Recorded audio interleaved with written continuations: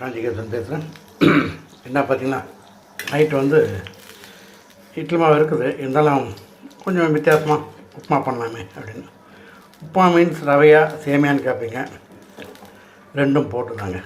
இது வந்து இப்போ என்ன பண்ணிட்டேன், எண்ணெய் ஊற்றி அந்த பருப்பு, இந்த பச்சை மிளகாய், சும்மா இந்த ஒரு காஞ்ச மிளகாய் 2 போட்டு ஒரு ஸ்டைலாக 2 மீன் கொஞ்சம் வித்தியாசமாக இருக்கும், நல்லாயிருக்கும். கருவேப்பிலை போட்டாச்சு, கொஞ்சம் தான் ரவை, சேமியா போயிட்டு இதில் பாதி போட்டால் போட்டு 2த்தையும் ஈவனாக மிக்ஸ் பண்ணி இதில் போட்டுறேன். போட்ட பிறகு அந்த ரிசல்ட் எப்படி வருதுன்னு பார்க்கலாம். சூப்பராக இருக்கும். இது கொதிக்கும் போது போட்டுற வேண்டியது தான்.